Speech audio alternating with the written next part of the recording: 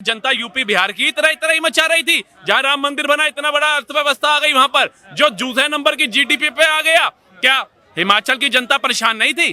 दिल्ली की जनता परेशान नहीं थी? उड़ीसा की जनता परेशान नहीं थी? हिमाचल की जनता परेशान नहीं थी? उत्तराखंड की जनता परेशान नहीं थी? मोदी की क्या बैसाखी की सरकार है, वो उस चंद्रबाबू नायडू की बैसाखी पे सरकार बनाएंगे जो मुस्लिम आरक्षण देता है आंध्र प्रदेश में। तो इनसे पूछिए, मुस्लिम आरक्षण सबसे पहले आंध्र प्रदेश में चंद्रबाबू नायडू ने दिया है, उसकी दया पे आपकी सरकार बन रही है, इसलिए ज्यादा उछलिए मत। वो टोपी लगाने वाला, इफ्तारी खाने वाला चंद्रबाबू नायडू है, जिसकी दया पे आपकी सरकार बन रही है, तो ज्यादा उछलिए मत। 240 पे आ गया है, और कम हो जाएंगे। जिन्हें पड़ोसी के पापा प्यारे होते हैं ना, उन्हें अपना पापा अच्छा नहीं लगता है। चाहे वो जितना मर्जी उनको पढ़ा दे, ऐशो आराम की जिंदगी दे दे, रजवाड़ों वाली लाइफ दे दे, तब भी 2 सीटें जो हुई है सर, कहीं ना कहीं कुछ ना कुछ तो गलत हुआ है। गलत हुआ है ना सर, समझे? ईवीएम हैक नहीं हुआ, कुछ ना कुछ, क्योंकि बैठना इनको दिल्ली में ही है, आना तो मुंह उठा के दिल्ली में है ना सर। पूरी इंडिया में भाई संसद भवन दिल्ली में है, इनको यहाँ बैठने के लिए कुछ तो चाहिए। यहीं से हार जाएंगे तो इन पे बचेगा क्या? कुछ। आप हिंदुओं को गाली देना बंद करिए। हिंदुओं ने आपके जो अहंकार है उसको हराया है, क्योंकि आप जो है खुद को सर्वे सर्वा बता रहे हैं। बड़ा कांग्रेस पार्टी को हिंदुओं की फिक्र हो रही है। तब कहाँ थे जब मुलायम सिंह यादव ने गोलियां चलवाई थी? तब कहाँ थे जब राहुल गांधी कहते हैं मंदिर में जाके छेड़ते हैं? तब कहाँ थे कांग्रेस पार्टी? 50 को 70% कर देंगे आरक्षण को। पीडीए पे उन्होंने पूरा इलेक्शन लड़ दिया, जातियों में देश को बांट दिया। तो क्या सामान्य वर्ग के लिए एक चीज इंडिया गठबंधन के मैनिफेस्टो में थी? आरक्षण को खत्म करने की बात किसने कही थी? मोदी जी ने कही थी। कब? नहीं, आरक्षण को खत्म करने की बात इनके मंत्री कहते थे, इन्होंने कहा था। किसने कही? ऑन रिकॉर्ड जो है संविधान, मैं बता रहा हूँ ना, ऑन रिकॉर्ड संविधान। एक मिनट बताने दो, एक मिनट। संविधान बदलने की बात इन्होंने कही थी कि नहीं कही थी? ऑन रिकॉर्ड इनके बहुत सारे मिनिस्टर हैं जो ऐसे कहते हैं। आरक्षण के लिए भी इनके जो है शुरू से ये पैदा करते जा रहे हैं कि आरक्षण को खत्म करना है, जैसे इन्होंने उसको आर्थिक आधार पे करना चाहते हैं। इंदिरा गांधी ने बदला था आरक्षण खत्म करना है, ये तो प्रोपेगेंडा था विपक्ष का, जनता को मूर्ख बनाने का। चल गया। देखिए वो खुश पता क्यों है? 233 सीटों पे वो खुश नहीं हो रहे। जो उन्होंने जाति धर्म में बांट दिया ना, वो उस पे खुश हो रहे हैं। कामयाबी जो मिल गई उनको। एक बात बताओ, ये कहते हैं प्रवासियों को गाली देना बंद करो। रोजगार नहीं था, महंगाई बहुत थी, जनता त्राही मचा रही थी, इसलिए मोदी को वोट नहीं दिया। तो क्या जनता यूपी बिहार की तरह ही मचा रही थी? जहां राम मंदिर बना, इतना बड़ा अर्थव्यवस्था आ गई, वहां पर जो दूसरे नंबर की जीडीपी पे आ गया। क्या हिमाचल की जनता परेशान नहीं थी?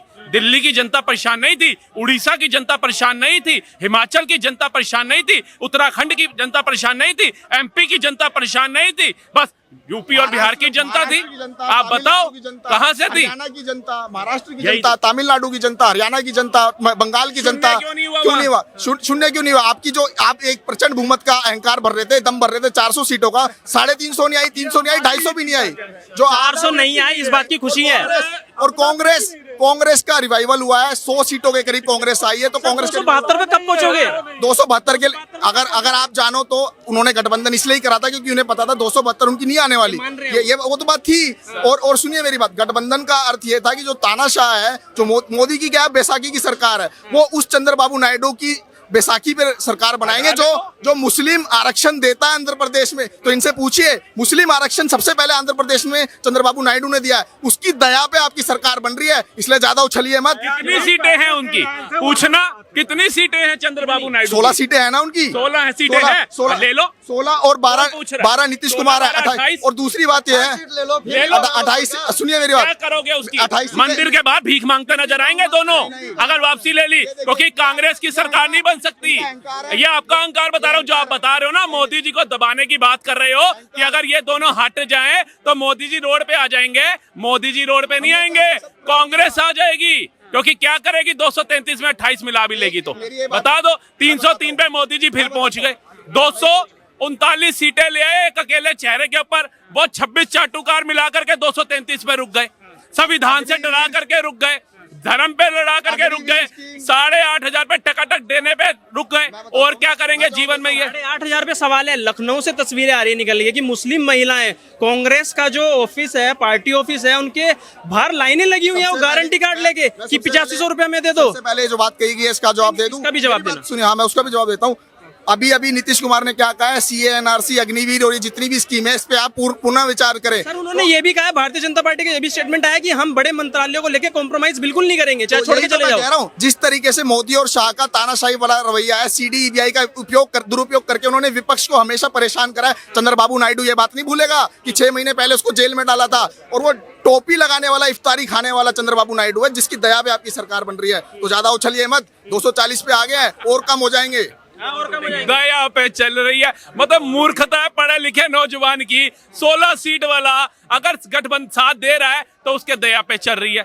अब भैया वो मोदी है, वो दया पे नहीं रहने वाला, रिजाइन देना ज्यादा उचित समझेगा, समझ गए? वो मोदी है, वो जब 303 पे था ना तब भी घमंड नहीं था, 282 पे था ना तब भी घमंड नहीं था, और एनडीए जब 356 पे थी ना तब भी घमंड में नहीं थी। डरे जो हुए थे ना उन्होंने अब्बा फैला दी थी 400 पार क्यों कह रहे हैं। अरे भैया जो बच्चा हर एक क्लास के अंदर फर्स्ट से लेकर 11 तक 80%, 85% लाता होगा तो वो अपेक्षा करेगा भाई 12th में मैं 95, 98, 100% लाऊं। उन्होंने भी अपेक्षा करी, और जो 33% ला करके खुश हो रहे हैं। जो बच्चा नालायक था उसे जनता ने गुमराह किया, पर्ची ले आया, कहीं से नकल मार ली, कहीं पे आसपास के बच्चों को घेर लिया कि भैया मुझे थोड़ा पेपर दिखा दियो, दिखा करके अगर वो आ भी गया 99 पे ऐसे उछल रहे हैं। इनका यही सवाल है, इनका सवाल तो यही है ना कि 99 लाके तो ना खुश क्यों। मैंने सुन लिया, इन्होंने कहा ना कि नरेंद्र मोदी तो शुरू से फर्स्ट क्लास पास होते आ रहे हैं। अरे भैया यही तो बात है, नरेंद्र मोदी को आप गुजरात से लेके दिल्ली तक देखिए, उन्होंने कभी भी कोलेशन गवर्नमेंट नहीं चलाई है। उनको ये अनुभव नहीं है कि कोलेशन गवर्नमेंट कैसे चलाई जाती है, जो माननीय अटल बिहारी वाजपेयी ने, स्वर्गीय अटल बिहारी वाजपेयी ने जो करके दिखाया, जो मनमोहन सिंह ने करके दिखाया। मोदी के पास ये अनुभव नहीं है। उसको तो शुरू से ही अहंकार है कि मेरी तो, हमेशा वो मोदी सरकार कहा जाता था, बीजेपी सरकार नहीं कहा चाहता था। अब उसे बीजेपी सरकार नहीं एनडीए सरकार कहा जाएगा। और आप जितने बेबाकी से जो फैसले लेते थे, कभी किसानों को परेशान कर दिया, कभी नौजवानों को, कभी अग्निवीर लागू कर दिया, कभी कुछ, आपको 10 बार सोचना पड़ेगा। बिल्कुल, बहुमत तो अब भी उन्हीं के पास है ना। वो सबसे बड़े घटक दल हैं, 240 सीटों के साथ वो सबसे बड़े घटक दल हैं। परंतु जब उनको जो 2 बैसाखी मिली है, उनको जो है जो फैसला लेना होगा दूसरों से विचार विमर्श करके लेना पड़ेगा। अब आपकी तानाशाही नहीं चलेगी। और मीडिया का भी दूसरी बात यह है, मीडिया का भी अब जो किया है मुंह खुलेगा। जो मीडिया दबी हुई थी, मीडिया भी खुलकर बोलेगी। अरे सर, मीडिया, चुनाव आयोग, ईवीएम को कब छोड़ोगे? कभी तो छोड़ दो। नहीं, हमने शुरू से कहा है, अभी भी हमें 30 बार तो 239 आ गई। बिल्कुल गांधी जी ने ईवीएम हैक कर ली क्या?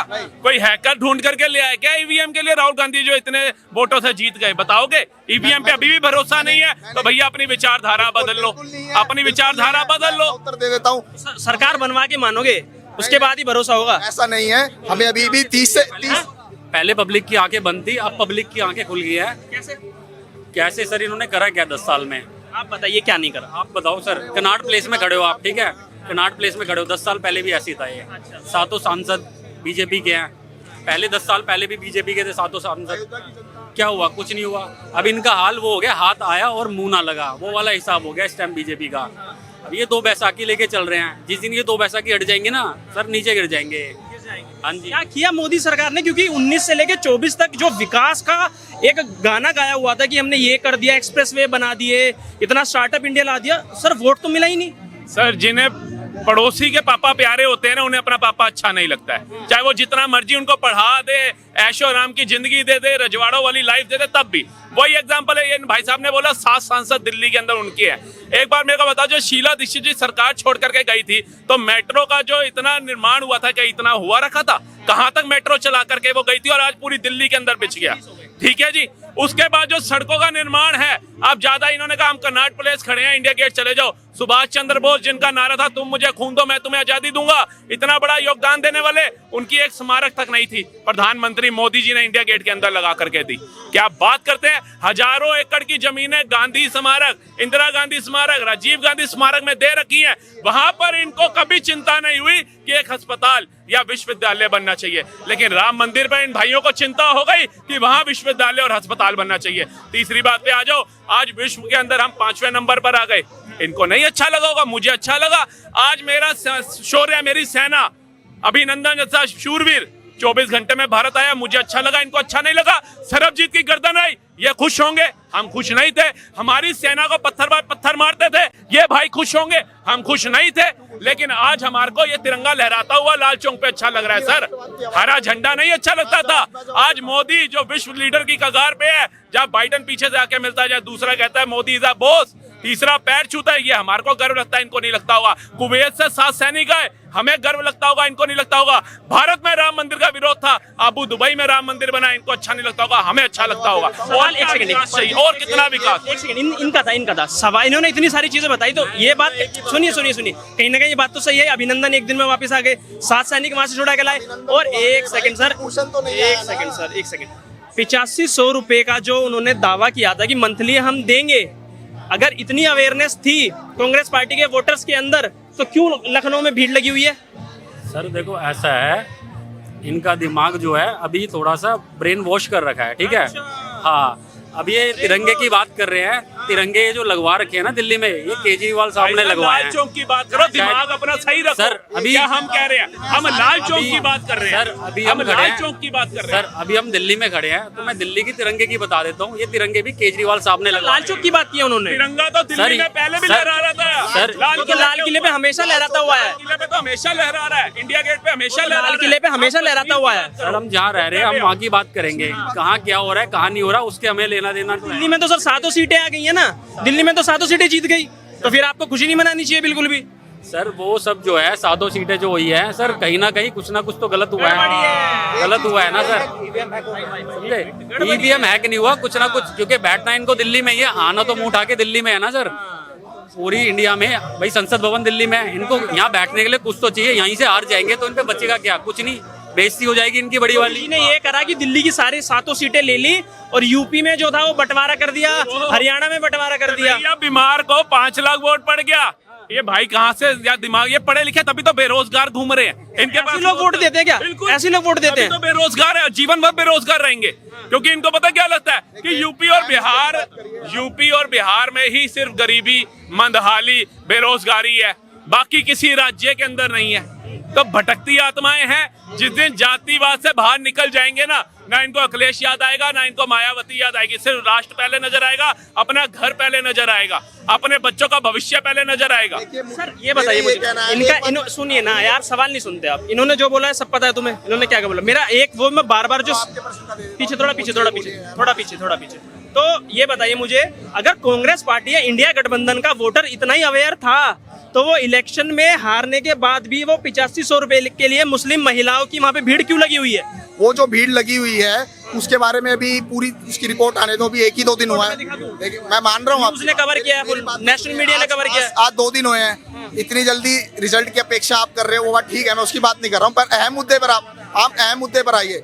अहम मुद्दा है जो भाजपा वाले अयोध्या वासी गद्दार है, ये ट्विटर पे ट्रेंड चला रहे हैं और अयोध्या के हिंदुओं को गाली दे रहे हैं। पहले वो दिल्ली के हिंदुओं को गाली दे रहे थे कि आप बिजली फ्री पानी में बिक गए, अब आप अयोध्या वासी को गाली दे रहे हैं। और आपका सोशल मीडिया जो बीजेपी IT सेल है वो चला रहा है कि इन्होंने जो है ये जो किया है, इन्होंने हिंदुओं के साथ विश्वासघात करा है। इस तरह का ट्रेंड आप चला रहे हैं। आप हिंदुओं को गाली देना बंद करिए। हिंदुओं ने आपके जो अहंकार है उसको हराया है, क्योंकि आप जो है खुद को सर्वे सर्वा बता रहे हैं। बड़ा कांग्रेस पार्टी को हिंदुओं की फिक्र हो रही है, तब कहाँ थे जब मुलायम सिंह यादव ने गोलियां चलवाई थी? तब कहाँ थे जब राहुल गांधी कहते हैं मंदिर में जाके छेड़ते हैं? तब कहाँ थे कांग्रेस पार्टी? मैं जवाब दे रहा हूँ। अगर दुख है, क्योंकि 5 साल तक उन्होंने अपने कार्यकर्ता कुर्बान किए, कार सेवक कुर्बान किए। मेरी बात सुनिए, ये सब बातें होती तो समाजवादी पार्टी की 37 सीटें नहीं आती। तो बोल रहा हूँ उसी चीज का दुख है। नहीं, दुख किस बात का है? जनता को आप प्रणाम करिए, नमन करिए, उनके फैसले को सराखों पर रखिए और ये आत्मावलोकन करिए कि आपने विश्वनाथ की भूमि से, मोदी ने ये कहा था कि मैं जो है अविनाशी हूँ, मैं बायोलॉजिकली पैदा नहीं हुआ हूँ। मैं 10 बार ही सुन लिया ये डायलॉग। सर रुक जाइए इस डायलॉग को सुनिए। हूँ उन्होंने कहा, क्या वो इतना बड़ा हो गया कि कार सेवकों की हत्या उसके सामने छोटी हो गई? बताइए, कार सेवकों का नरसंहार करने वाले को आपने 35 से 36 सीटें दे दी। डूब के मर जाओ यूपी वालों, डूब के मर जाओ। हिंदुओं का नरसंहार कराया है सावरकर ने, हिंदुओं का नरसंहार कराया था सावरकर 1947 में। मुस्लिम लीग के साथ गठबंधन करा था हिंदू महासभा ने, और वहां गठबंधन करा था जहाँ पे हिंदुओं का नरसंहार हुआ। आप जाके इतिहास पढ़िए। बिल्कुल, इस एक चीज का तथ्य, अगर एक भी तथ्य मेरा गलत हो गया ना, आपको आपको दंडवत प्रणाम दिखा दो, करके जाऊंगा। अभी दिखा दो।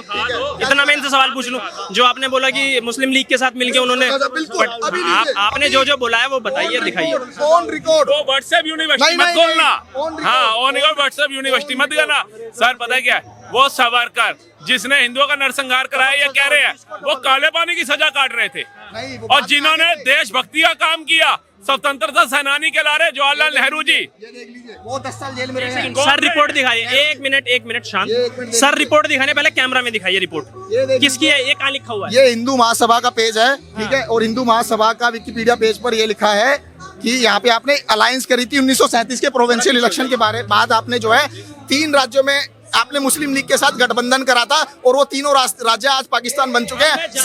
सिंध NWFP और बंगाल, जिसमें जो किया हिंदू महासभा ने मुस्लिम लीग के साथ गठबंधन करके देश के टुकड़े करवाए थे और हिंदुओं का नरसंहार करवाया था।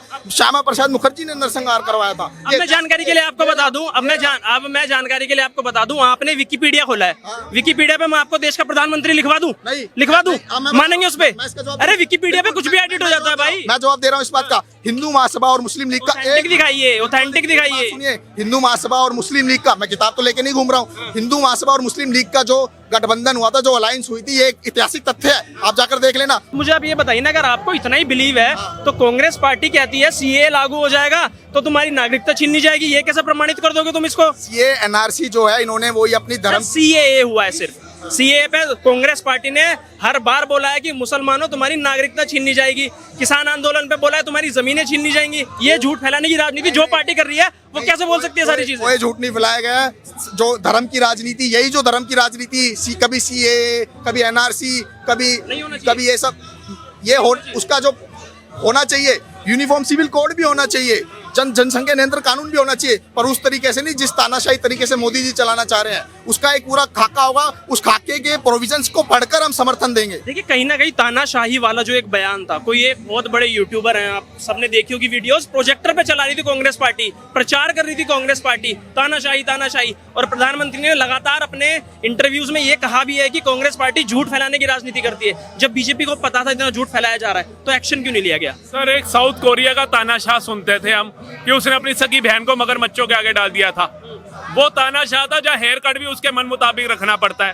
भारत के अंदर ऐसा तानाशाह इन्होंने मोदी को घोषित कर दिया, जो अपनी माँ के खिलाफ गालियां सुन रहा है, जो अपने खिलाफ गालियां सुन रहा है, जो भारत के अंदर दंगे कराए जाते थे वो अभी भी खुलेआम घूम रहे हैं और प्रवचन देते फिर रहे हैं। उनके नेता कहते हैं 7 तारीख को आने दो फिर बताएंगे।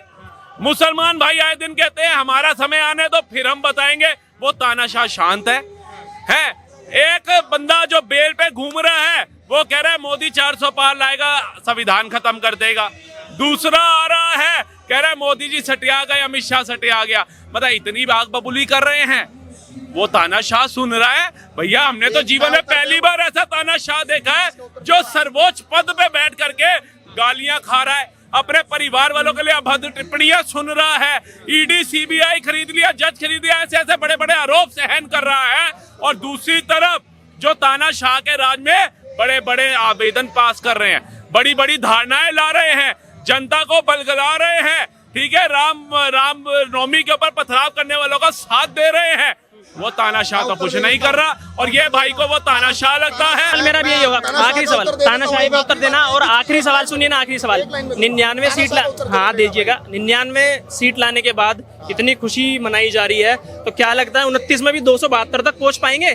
देखिए ये जो चुनाव था, ये देश की लोकतंत्र को बचाने का चुनाव था। मोदी जी तानाशाह हैं और क्योंकि तानाशाह की एक यात्रा होती है, हिटलर भी डेमोक्रेटिक तरीके से इलेक्ट होकर आया था। ये नहीं है जो ये कह रहे हैं ना मोदी का इतना विरोध हो रहा है, विरोध हो रहा है, पर आप देखते जाइए धीरे धीरे अगर गलती से नरेंद्र मोदी की प्रचंड बहुमत आ जाती तो ये पूरी रूप से तानाशाह बना देता है। यहाँ पर उस तानाशाही को रोका गया है। कैसे बना देते हैं? एक उदाहरण तो दो कोई। आप ये देखिए ना, ईडी सीबीआई का दुरुपयोग करके सिर्फ विपक्ष तानाशाही है। बिल्कुल है। ईडी सीबीआई सिर्फ तानाशाही, ईडी और सीबीआई के साथ ही तानाशाही हो रही है। ईडी सीबीआई को हमेशा विपक्ष वाले ही मिलते हैं। टैक्स इनकम टैक्स डिपार्टमेंट को सिर्फ टैक्स के लिए सारे विपक्ष वाले ही मिलते हैं। और 1/3 कांग्रेस बीजेपी के अंदर आके क्या वॉशिंग मशीन है, क्या गंगोत्री है कि आप आओगे तो साफ हो जाओगे, मेरे से निकल जाओगे तो वो हो जाओगे। तो ये बात का जवाब दीजिए। राहुल गांधी जो मार्जिन बता रहे हो ना 500-700 का रहा है, कम से कम महादेव के जाकर के दर्शन कराएंगे, क्योंकि हमारे हिंदू भाई ना सोचे थे मोदी जो 400 पार रह रहे हैं वो केदारनाथ, मनाली, ऋषिकेश घूमने चले गए। अगर वो यहाँ वोट की वैल्यू समझते और रुकते ना तो तुम्हारे के ये जो राहुल गांधी जी हैं ये 500 से नहीं 5 लाख वोटों से हार रहे होते, पहली बात। दूसरी, आपने अभी अटल जी की बात करी थी कि अटल जी भी तो थे, अटल जी की भी सरकार 13 सीटों से गिरा दी गई थी, याद होगा। और जब अटल जी थे ना तब इन्होंने उनकी कदर नहीं करी थी। उसके बाद लाल कृष्ण आडवाणी जी का नाम भी आ रहा था, नहीं हुई। मोदी जी आ गए, आज ये मोदी जी की कदर नहीं कर रहे, कुछ नहीं होता। फिर योगी जी तैयार हो जाएंगे 2029 में, फिर क्या करोगे? और ये जो बता रहे हैं 99 सीटें, और ये जो विपक्ष और उनके जो फॉलोवर्स हैं ऐसे भाई, उनकी जो ये जलजलाहट है, हम तो एक ही चीज कहते हैं, जो जलता है उसे जलने दो। ये जलजला नहीं रुकने देंगे, वो देश नहीं झुकने देगा, हम उसे नहीं झुकने देंगे।